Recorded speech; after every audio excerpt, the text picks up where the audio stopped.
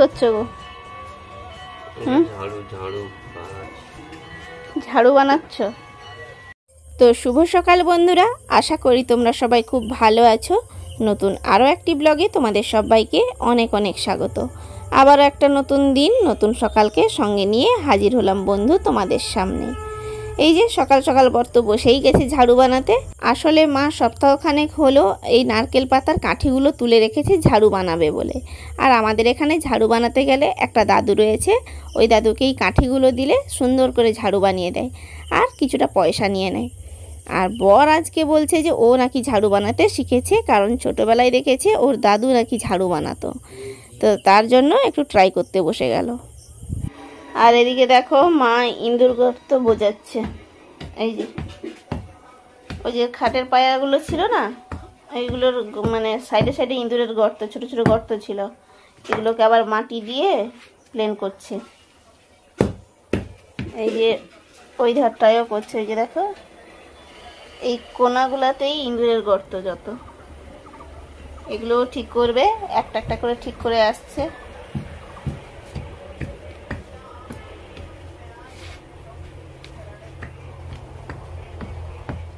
একেবারে গর্তটা বুঝিয়ে দিয়ে ওর উপর দিয়েই নাতা দিয়ে দেবে। এই যে আগে ভালোভাবে মাটিটা, শুকনো মাটিটার উপর জল দিয়ে মাটিটা ভিজিয়ে নেবে, তারপর একটুক্ষণ পর এখানে সুন্দর করে নাতা দিয়ে দেবে। আগে লেপবে তারপর নাতা দেবে। মা যত সুন্দর করে প্লেন করে বেশ লেপে দেয় তারপর নাতাটা দেয়, আমি কিন্তু এই লেপতে পারি না, মানে গর্ত টর্ত সুন্দর করে বুঝিয়ে একদম প্লেন করে দেওয়াটা, এটা কিন্তু আমি এখনও ঠিকঠাক করে শিখতে পারিনি। মাই এই কাজটা করে। আসলে আমাদের যখন মাটির বাড়ি ছিল না, ওই বাড়ির দেয়ালে কিন্তু প্রায় ফাটল ধরতো বা ইঁদুর গর্ত সেই দেয়ালে হতো। মা ওগুলোকে প্রচুর পরিমাণে বন্ধ করতো, ফাটল বন্ধ করতো, ইঁদুরের গর্ত বন্ধ করতো। যাই হোক, এখন আপাতত বাড়িটা মানে মাটির দেয়াল নেই, পাকার দেয়াল হয়েছে, কিন্তু এই যে মেঝেটা মাটির রয়েছে, তো এখনও সেই ইঁদুর গর্তর থেকে আর মুক্তি পাওয়া হয়নি। মায়ের নাতা দিতে দিতেই কাকু ওদিকে দুধ এনেছে, সেইটা খবর দিতেই আবার গেলাম এই যে কাকু বাড়ি থেকে দুধটা আনতে। আর যা বিভৎস গরম পড়েছে, এখন আর দুধ এনে রাখার কোনো সিস্টেমই নেই, সঙ্গে সঙ্গে আনি আর দুধটা জাল দিয়ে নিই। এতটা টাইম মেনটেন করি দুধ জাল দেওয়াতে, তবুও দেখো কোনো না কোনো দিন ভুলেও যাই আর দুধ ছানা কেটে যায়। সকালের জল আসতেই মা আর আমি দুজন মিলেই জল ধরে রেখেছি, তারপর বাসি কাজগুলো করছিলাম। তখনই দেখলাম যে বরের কয়েকটা জিনিস ধুতে হবে, আর এগুলোকে তো ভিজিয়ে একটু সময় রাখতে হবে। মায়ের লেপা হয়ে গেছে বলেই মা বললো যে মা স্নান করে এসেই পুজো করবে। তো যাই হোক, তার জন্য আমিও এই যে এগুলোকে ভিজিয়ে দেবো, তারপর একটুক্ষণ রেখে কেচে নেবো, তার জন্য স্নান করতেও আজ দেরি হবে।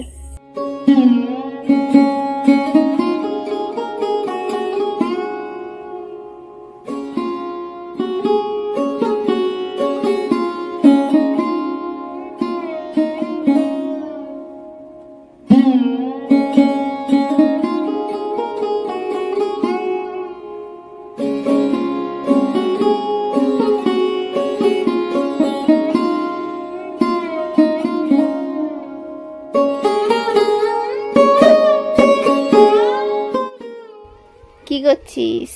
পুতুলকে সাজাচ্ছি। শাড়ি পরেছিস নাকি? শাড়ির মতন একটু লেহেঙ্গা। বাবা, একা বসে বসে পুতুল সাজাচ্ছে। বাবা পুতুলকে টিক টিক করিয়েছে, শাড়ি পরিয়ে দিয়েছে।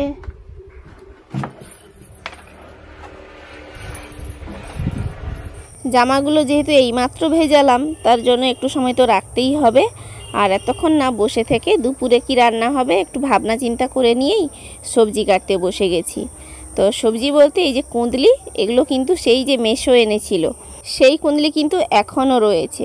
আসলে কি বলতো, এগুলো সেই বাইরের যে অতিরিক্ত কীটনাশক দেওয়া যে কুঁদলি, সেগুলো কিন্তু নয়।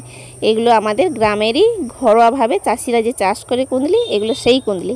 তার জন্য প্রায় এক সপ্তাহর কাছাকাছি থেকে যাচ্ছে।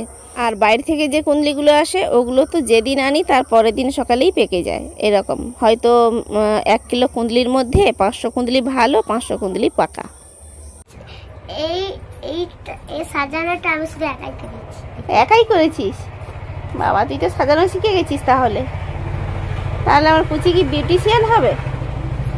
আমি তো আগে সাজাতে জানি না। সাজানো, এই তো সাজানো শিখে গেছো দেখছি তো। তাহলে কি বিউটিশিয়ান? নাকি? না, তো এমনি সাজাবো, আবার আবার কালকে অন্য লুক দেবো। ও কালকে ওর অন্য লুক দেবে? বাবা বাবা, না তাহলে তুমি অবশ্যই বিউটিশিয়ান।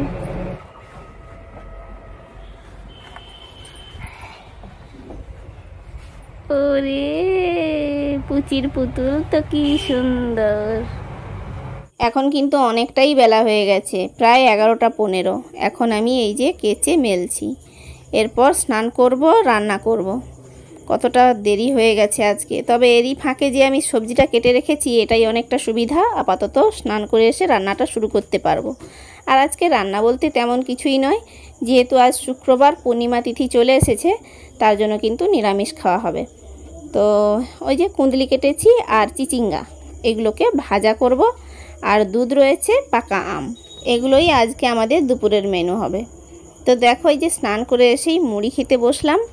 আর দেখো 3 জনেরই মুড়ি বেড়েছি, কারণ বর মা কেউই মুড়ি খায়নি এখনও। 11:30 বেজে গেছে, বলছে যে তুই না এলে খাবো না। তো আমি আসতেই যে 3 জনের জন্য বাড়লাম মুড়ি। আর সকালে কিন্তু ছোলার ছাতুর শরবত খাওয়া হয়েছিল।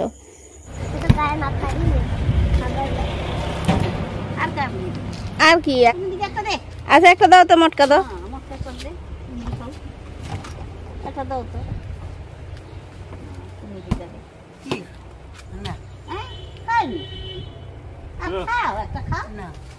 খাইনি, ঠান্ডা লাগবে দেখছি, কটা দিচ্ছি তো। আর একটা নিব নাকি? হ্যাঁ আর একটা মটকা নিয়ে এলো।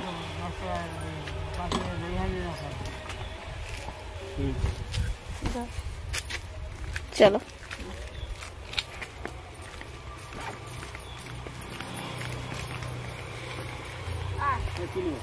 এটা কে? বাবা বাবা, এ কি আইসক্রিম খাবা? হ্যাঁ, গাল টাল পুরো ভর্তি হয়ে গেছে, মাথা দাপি দাপি আইসক্রিম খাই। পুচমা আসো আসো আসো আসো আসো আসো আসো, তুমি আইসক্রিম খাচ্ছ? ও বাবা, ও বাবা, পুরো গাল হয়ে গেছে রে। হ্যাঁ ঘাড় বাকি বাকি খায় রে। আসো এদিকে এদিকে। কিটা এটা কিটা? মাথা, আমার মাথা, আমার মাথা ফেলাইছি। বলে আমি আর কতটা সামলে খাবো? ওকে দেওয়া উচিত নাই না।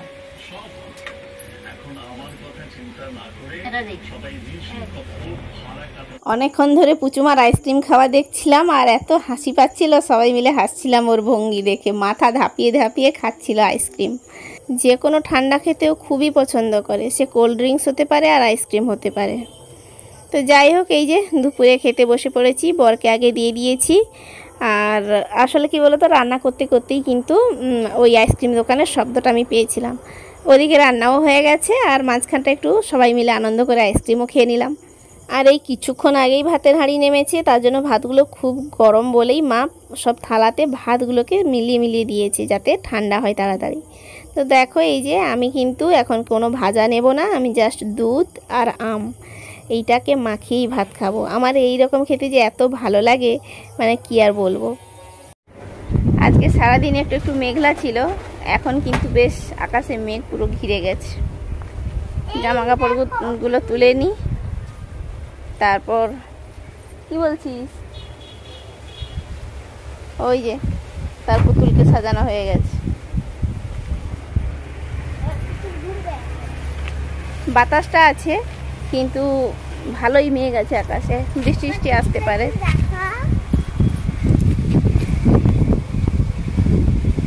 দেখে নাও।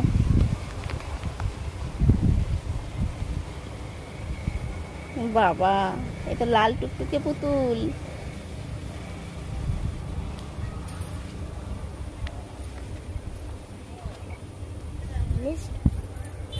বড় মেয়েটা আজকে সারাটা দিন ধরে পুতুল নিয়েই পড়েছে।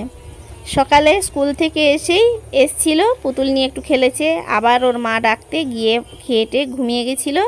দেখো আবার এসে সেই পুতুল সাজিয়েছে, বলছে আমি একদম ফাইনাল লুক দিয়ে দেখাবো তোমাকে।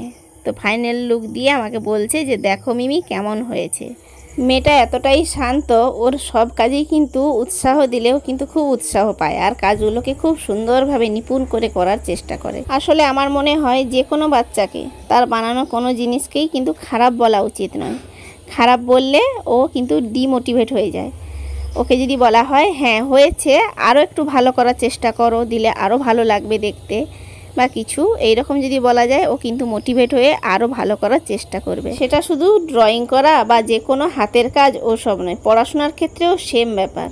বকাঝকা করে বাচ্চাকে কখনো পড়ানো যায় না, ওর মন বসানো যায় না পড়াতে। ওকে যদি সুন্দরভাবে বুঝিয়ে পড়ানো যায়, ও কিন্তু অবশ্যই পড়বে এবং আনন্দ খুঁজে পাবে পড়ার মধ্যে। কারণ একটা সময় আমি তো প্রচুর পরিমাণে টিউশন করেছি, তো আমার জীবন দিয়েই আমি দেখেছি যে কোনো বাচ্চা আমার কাছে পড়বে না এইরকম জেদ করেনি, যত জেদি বাচ্চাই হোক। আমি কি করতাম, ওদেরকে পড়ানোর মাঝে মাঝে সুন্দর সুন্দর ছবি এঁকে দিতাম, তো ওরাও খুব আনন্দ পেত। এই দেখো তোমাদের সঙ্গে কথা বলতে বলতে ভুলেই গেছি বলতে যে আজকে মা আর বর মুড়ি ভাজতে গেছিলো। তো এই যে মুড়ি ভেজে এনে মা সব ডাব্বাতে মুড়িগুলোকে ভরে রাখছে। তো বন্ধুরা আজকের মতো এটুকুই। সবাই সুস্থ থাকো, ভালো থাকো, সাবধানে থাকো। দেখা হচ্ছে নেক্সট ব্লগে। টাটা।